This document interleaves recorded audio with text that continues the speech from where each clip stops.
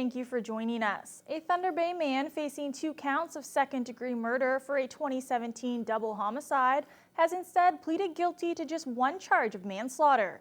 43-year-old Garnet Loon is facing up to 17 years behind bars for his role in the death of 50-year-old Robert Lloyd Gray. The second charge related to the death of 22-year-old Corey Lee Campbell was dropped today. Carmen Wong reports from the city courthouse. Loon appeared via video conference in a Thunder Bay courtroom to address the 2 counts of second-degree murder. He pleaded not guilty to the first count in connection to the death of Robert Gray, but guilty to the lesser charge of manslaughter. The incident occurred on July 2nd, 2017 at a Carl Avenue residence where police found the bodies of Gray and Corey Lee Campbell after a drinking party had taken place. A fight developed between Loon and Gray, resulting in Loon using excessive force. Gray was left unconscious and he later died. Police arrested Loon and 20-year-old Kaylee Loon in Sioux Lookout the next day. She was sentenced last February on 2 counts of assault to 1 day in jail, deemed served with 45 days credit for 30 days of pre-sentence custody, as well as 12 months probation. In the death of Campbell, the charges against Garnet Loon were dropped, meaning no one is currently held responsible for her death. Details on this will also be brought up on January 6th when Loon faces a joint submission that recommends a sentence of 13 to 17 years behind bars. However, it will be up to the judge to decide final sentencing. Loon had already served time for manslaughter once before after being found guilty in the death of 18-year-old Jordan Ashley Penescum in 2007. A Gladiator report for Loon is currently underway in Toronto. The final submissions are set to be heard on January 6th, and Loon has been ordered to be physically present in the courtroom. Carmen Wong, TVT News. A section of Highway 61 near the airport has been hit with traffic delays due to a mishap at the CN Rail Overpass. Thunder Bay OPP say an overheight vehicle collided with the underside of the rail bridge sometime yesterday. The collision caused the thick steel covering on the south end of the structure to bend and tear open. The OPP is looking for anyone with video footage or information about the offending vehicle, which apparently left the scene. CN Rail says their mainline operations are not impacted, but none of their trains will use the overpass until repairs are completed in the coming days. Drivers using the underpass have been affected since last night, mainly by traffic being reduced to 1 lane. However, a full closure of the highway is a possibility, with traffic being detoured to Neveen and Broadway Avenues. The MTO say additional short-term closures are expected. The first round of job cuts at the Thunder Bay Bombardier plant are coming down this week. The company confirmed today that around 200 employees will be taken off the payroll come Friday. Bombardier had announced last July that half of their 1,100 local staff would be laid off progressively starting this month. Although the company secured a contract for 36 bi-level GO train cars in September, that work is only expected to keep 100 workers busy for just a year's time. And it seems as though layoffs will continue in the coming weeks. Unifor Local 1075 President Dominic Pascalino says he expects 450 of his members will receive notices by Christmas. A Bombardier spokesperson says the company continues to look internally for work that makes sense to be moved from their Kingston plant to Thunder Bay, as well as securing more work from elsewhere. A local woman is voicing her frustrations with a Northside pawn shop after they refused to release items that were allegedly stolen from her and pawned off late last month.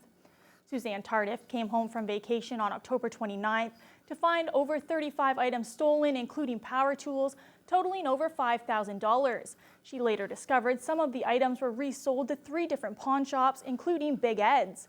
In order to get the items back, she must provide the serial number or a key. Tardif could only retrieve her toolbox, but is working with her insurance and the police to retrieve her other items. But she says, once again, she feels like the victim.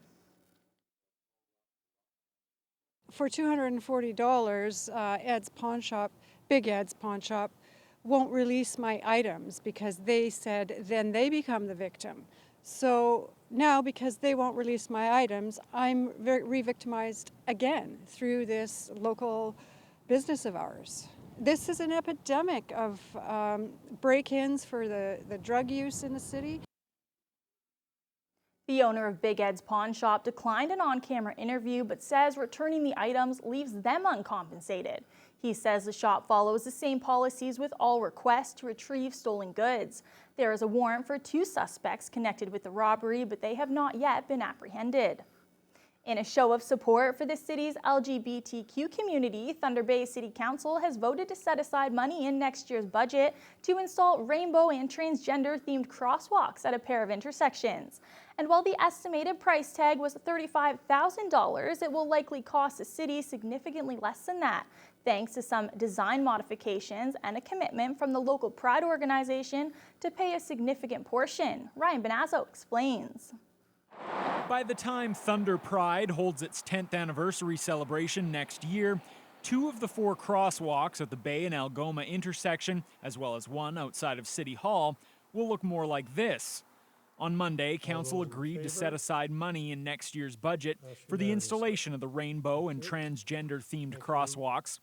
Thunder Pride Association Chair Jason Veltri says that's important, particularly in light of some hurtful comments from the public since the idea came to light. It may just be paint on a road, but to us, that's a symbol that this city stands behind what they talk about. The comments that have been made this week have been quite disturbing, some of them, and the hate that is still out there.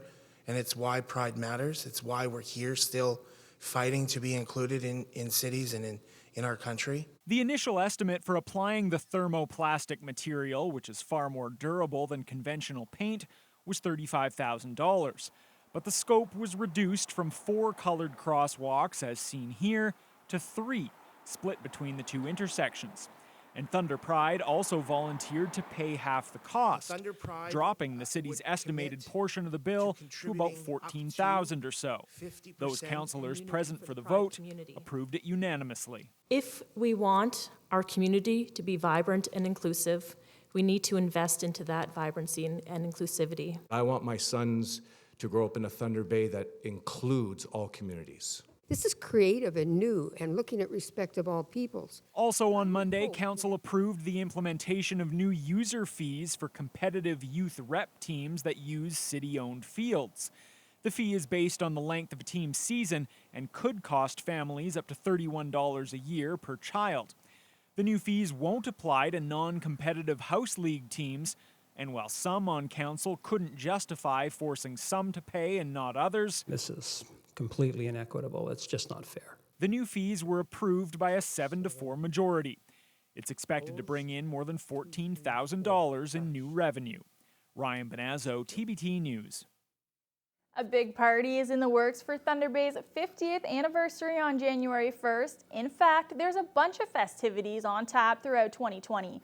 Those plans and the 50th anniversary logo were all unveiled at City Hall today. Jonathan Wilson reports. A focus on generating civic pride. This logo, commemorating Thunder Bay's upcoming 50th anniversary, features images from the Port Arthur and Fort William sides of town on the 2 numbers. 50th Committee Chair Shelby Chung says that logo will be seen at special events around the city next year.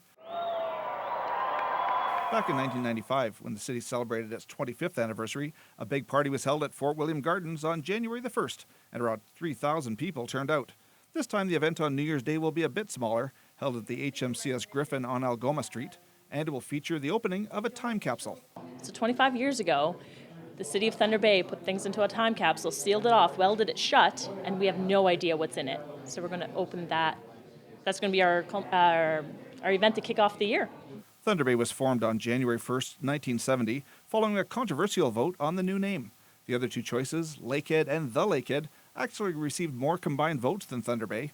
Mayor Bill Morrow was around 13 at the time and says he remembers the amalgamation well. For me, it's interesting. I remember all of this quite clearly, given my age. So the folklore is interesting too, and how we came to be Thunder Bay and not Lakehead. So it's lots of fun, and it's good times, lots of reminiscing. And I'm hopeful that the word gets out and that maybe a lot of people will find their way to come back to Thunder Bay during the course of 2020 to be part of revisiting the city that was their home. A homecoming event at Marina Park will be held sometime in August. Chung says their committee is also seeking input on the top 50 memorable moments in Thunder Bay's history. Like Al Hackner, the shot for curling. I mean, all sorts of things like the Queen's visit when she came to Thunder Bay.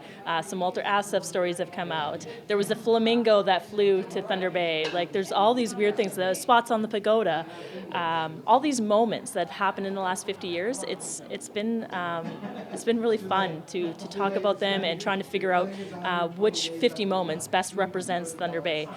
More details are available on the city website. Jonathan Wilson, TBT News. As the City of Thunder Bay prepares to start celebrating next year, especially for their 50th anniversary, Lakehead University started celebrating their athletes already. Yeah, it's a sure sign that fall has arrived when they start handing out the water bottles, and they were handing out the water bottles today. And we'll tell you who won the water bottles in sports next.